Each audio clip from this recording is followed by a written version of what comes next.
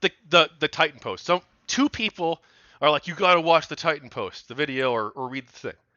And like, it's a very intellectual document and video in some ways. We're like, okay, I can understand where they're coming from. They place a lot of emphasis on anonymity. I understand why that's important to them. I get it. But then you throw in all this other stuff, and Paulo and I, he's in the chat. He's one of the people who publicly suggested that I watch this and talk, and we're gonna have a conversation about it. Probably you can be a part of this conversation if you want to, but we're gonna talk about the Titan post sometime, probably. And we've already talked about it a little bit off air. But like the whole thing was basically just we need to purge the moderates. Like all the other like intellectual arguments and stuff that they were making, it seemed like all of it was really just window dressing, or not window dressing, but subsidiary points to like the central thesis, which was like moderates bad, and you got to get rid of the moderates.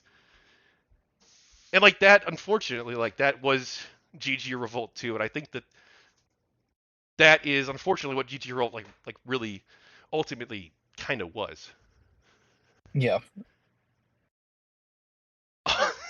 And remember when was this okay? I don't want to bring up old stuff that might affect your mental health. Are you okay talking about something that was posted on GGRevolt? Go for it. Do you remember when they spread rumors? Or maybe this was yourself, I don't know. But when they spread rumors that you and Brianna Wu were in a love affair and we're going to we're going to like get married and all this stuff. I vaguely remember that. What I remember more was the girl that I was dating at the time. They said that she was actually a dude, and somebody photoshopped a picture of her on a fucking art of a dude getting pegged. Photoshopped a picture of her face pegging me. That was funny, actually. that was more funny than anything else. But I think that also stemmed from the story that she told Mercedes Carrera about an ex of hers. Like, she fucked him in the ass with a dragon dildo, and he begged for the knot. And so they all thought that, oh, well, Hatman must like getting fucking pegged, and he begs for the fucking knot. So, and that was fun. That was funny. Yeah. GGRevolt, like, man, they could be nasty sometimes, but then other times it's like it was so absurd that you couldn't help but fucking laugh at them. Yeah, and it's I do feel that we got to have this conversation because Paul and I have talked about it. And Hatman, do you want to be part of this discussion about GGRevolt if we do it publicly? And about the Titan post? Maybe. It just depends on the time, like usual. Yeah. Yeah. We can talk about it on Tim Pool's show. Oh God, no! We'll end up talking about Sam Seder again. Someone in the chat was asking earlier if you're gonna talk with Sam Seder about GamerGate.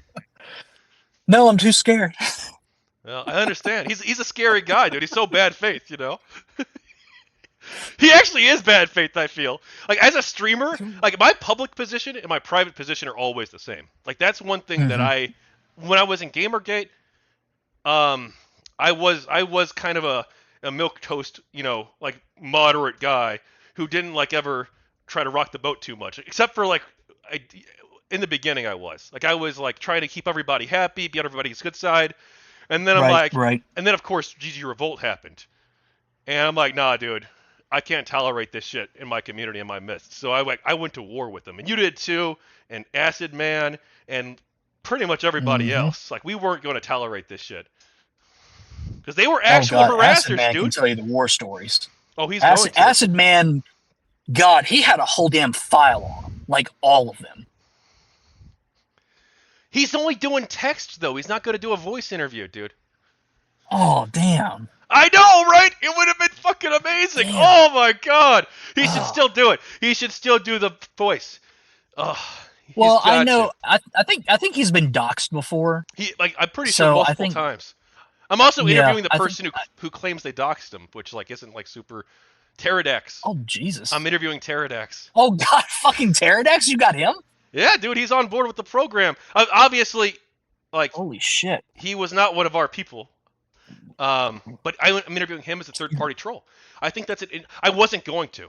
But Koretsky convinced me. He made a really good argument. They're part of the story too. If you want to have like a complete journalistic accounting, you gotta interview the trolls. Yeah, I agree. I agree. So I'm Ask doing him. Ask him if he was the one who ended up doxing me. If he was with the Bill Wagner crew at the time. I don't think he was. Because he still to this day follows me on Twitter. I don't know why. I don't know where the fuck he came from, but still fucking follows me. And I've always wondered if he was part of that crew or gave them the information or something. I don't know, but it'd be interesting to find out. Well, I maybe he was. I don't know if he was Bill Wagner though, because the Bill Wagner people, I think No, you would agree. He wasn't Bill Wagner. Yeah, he might have worked with them though, because a Yeah, lot of those trolls would work that's together. what I'm thinking. Yeah. Yeah. And well, he claims I've got like receipts, dude. But like whatever, like I'm not going in to like persecute him. I don't think prosecute him. Right. Like unless he like openly lies about stuff he did, right? But like it's more about Right. understanding the culture, the mindset, the mentality of the troll. I feel that's the good Right. interview because no one in the media Right. actually does that well. Like when the mainstream media interview trolls, they always botch it like crazy. So I want to be like the first person to do like a good interview of a troll. Yeah. Well, I think it's a fundamental misunderstanding of what a troll does. Like they don't get doing it for the.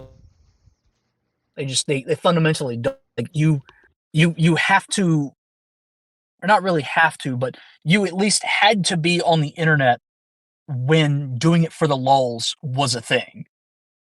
It is sort of like you have to have been there to understand it almost. Can I have a few more moments of your time? Thank you again for watching another book interview clip. The full interview is linked in the description. Right now, I need your help. I'm currently running a Kickstarter campaign for my next recently finished book, Champions of Alanthia. Champions of Alanthia is my in-depth exploration of the world of multi-user dungeons, featuring interviews with a dozen Dragon Realms and Gemstone 4 players, telling their stories and preserving gaming history. You can help me bring this project to life for as little as $5, so please back the Kickstarter today and help me fulfill this dream.